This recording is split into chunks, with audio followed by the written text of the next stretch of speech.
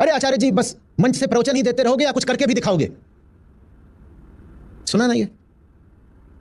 अरे आचार्य जी बस AC hall में बैठकर ज्ञान ही बांटते रहोगे या कुछ करके भी दिखाओगे? ये करके भी दिखाना माने क्या होता है? करके भी दिखाना माने क्या? Explain explain. क्या करके दिखाना है? करके दिखाना माने क्या होता है? करके दिखाना माने क्या होता है? अहंकार सुनना ही नहीं चाहता, जानना ही नहीं चाहता है कि देश दुनिया बिगाड़ी किसने। वो बस कह रहा है चलो कुछ करके दिखाते हैं, सब सुधर जाएगा। और क्यों कुछ करके दिखाते हैं? ताकि बाहर जब कुछ करके दिखाएं तो भीतर जो है वो बचा रहे।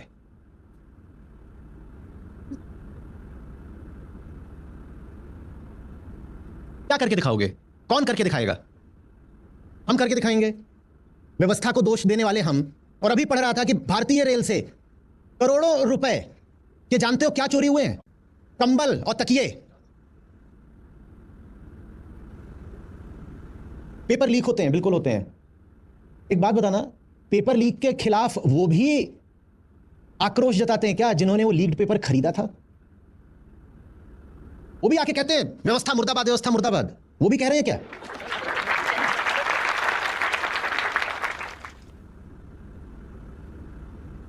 एक भी इंसान दिखा दो जिसने खरीद लिया, खरीद के फायदा भी निकाल लिया और उसके बाद भी वो शोर मचा रहा हो कि पेपर लीक नहीं होना चाहिए। एक भी इंसान ऐसा दिखा दो। बीसियों शताब्दियों की आपकी जो मानसिक गुलामी है हम उसको तोड़ने का काम कर रहे हैं। कोई आज की किसी सामाजिक राजनीतिक स्थिति को बदलने का काम नहीं है ये। तुम्हें दिखाई नहीं देता किस काम का क्या महत्व है?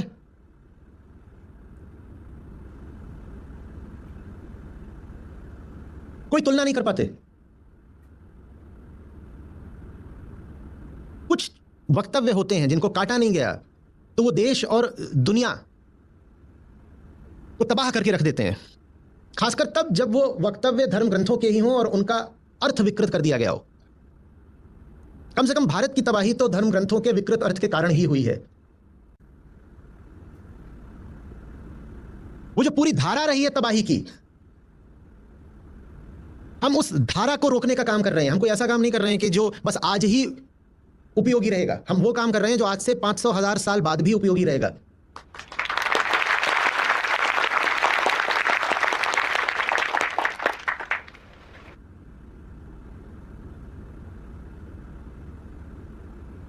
ये महत्व है हमारे काम का।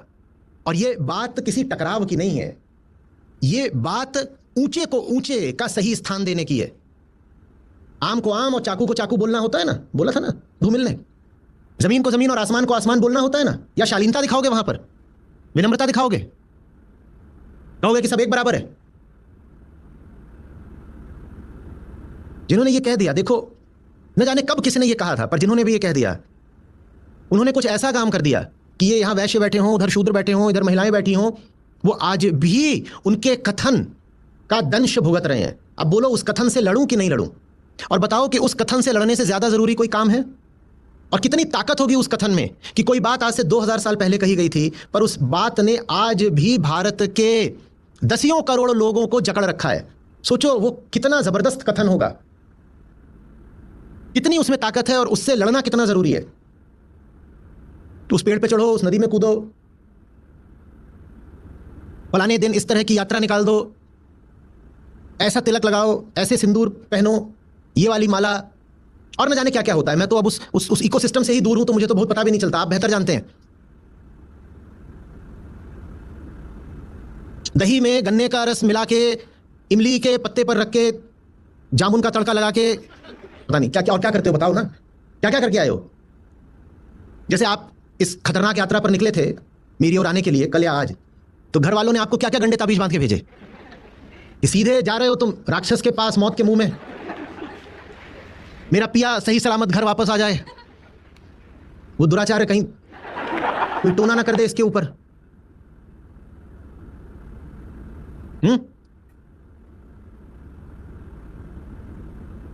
पक्का पता अभी सबकी जेब झाड़ी जाए, 2-4 के तो नींबू मिर्च गिरेगी गिरेगी। निकलते हुए अम्मा ने पीछे से डाल दी थी, बुरी नजर से बचेगा। ये होता है, ये अंजाम होता है इस तरह के वक्तव्यों का। भारत में धर्म का मतलब ही बन गया कर्म। आप बड़े बड़ों से आके पूछेंगे धर्म माने क्या, वो बोलेंगे कर्म। और कर्म से आशा क्या होता है? यही इंटीग्रेटेड सिस्टम का मतलब होता है कि तुम किसी एक हिस्से को दोष नहीं दे सकते। तुम नहीं कह सकते कि व्यवस्था का एक हिस्सा ही अलग से या विशिष्ट रूप से सड़ा हुआ है। वास्तव में तुम किसी एक हिस्से की ओर उंगली दिखा करके खुद को बस ये जताना चाहते हो कि तुम सड़े हुए नहीं हो। तुम उधर को उंगली दिखा करके ये जताना चाहते हो कि तुम सड़े हुए नहीं हो। भाई ये लोकतंत्र है। यहां पर ईश्वर का भेजा प्रतिनिधि राज नहीं करता। तुम्हें जिस व्यवस्था से इतनी समस्या है वो व्यवस्था तुम्ही ने चुनी है। तो बताओ सड़ा हुआ कौन है? अजीब। तुम आज किसी को वोट दो और 2 साल बाद आंदोलन करो और कहो कि उखाड़ना उखाड़ना है, तो पहले तुम जवाब दो, तुमने वोट क्यों दिया था? पहले तुम जवाब दो। डिक्टेटरशिप तो है नहीं। बाकायदा तुम जाते हो, तुम ही वोट डालकर आते हो, तुम ही अपनी सरकारें चुनते हो और फिर तुम कहते हो तो तुम जवाब दो ना। कि कितना जवाब मांगू? अगर ये पूछने चला गया कि लोकसभा चुनाव में क्या करा था, तो मुझे तुमसे ये भी पूछना पड़ेगा कि जिंदगी के हर चुनाव में क्या करा था। और इसीलिए तुम इस मुद्दे पर आना ही नहीं चाहते कि चुनने वाला कौन है, क्योंकि तुमने सिर्फ किसी व्यक्ति को या मंत्री को गलत नहीं चुना है, तुमने अपनी जिंदगी में सब कुछ गलत चुना है। इसलिए तुम उस मुद्दे को बिल्कुल अवॉइड करना चाहते हो। तुम कहते हो वो बात मत करो। तुम कह रहे हो बदलना है, मैं कह रहा हूं अगर बदलना है तुम्हें सब कुछ बदलना पड़ेगा। तुम्हें तो खुद को ही बदलना पड़ेगा, तुम्हें अपनी नौकरी भी बदलनी पड़ेगी, क्योंकि सब चुनने वाले तो, या तुम ये कह रहे हो कि तुम्हारा बस एक चुनाव गलत हो गया, बाकी सारे चुनाव सही हैं। चुनने वाले तुम ही हो और अभी भी ये तुम ही चुन रहे हो कि कुछ बदलना है। तो जैसे तुम्हारे सारे चुनाव गलत थे, वैसे ही बदलने का चुनाव भी गलत है। पर इतना गहरे जाना नहीं चाहते। तुम कह रहे हो नहीं नहीं नहीं, आप कहां बातों में इतना दूर दूर तक ले जा रहे हैं। असली बात तो ये है कि सिर्फ एक जगह गलती है, उसको बदल देते हैं तो ठीक हो जाएगा। मैं कह ही नहीं रहा कि एक जगह गलती नहीं है। हाँ, जिस जगह की ओर तुम उंगली दिखा रहे हो वहां भी सब सड़ा हुआ है, बिल्कुल सड़ा हुआ है, मानता हूं। लेकिन जिधर को तुम उंगली नहीं दिखा रहे वो जगह ज्यादा बड़ी है और ज्यादा केंद्रीय है। और सारी सड़न की शुरुआत उस जगह से होती है जहां को तुम उंगली नहीं दिखा रहे।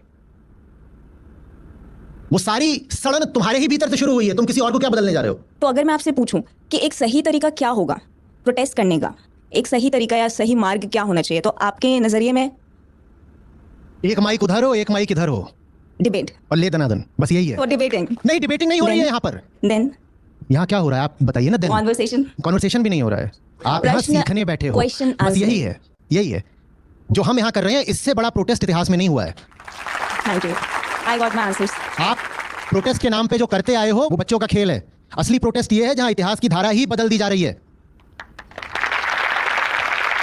पर आपके लिए प्रोटेस्ट है ही सिर्फ तब जब नारे लगे, ढपली बजे, किसी को विलन घोषित किया जाए, कहा जाए कि you caused me hurt and now you shall pay for it. आपके लिए प्रोटेस्ट तब है। यह है वास्तविक प्रोटेस्ट, यह है आंदोलन, यहां हो रही है क्रांति।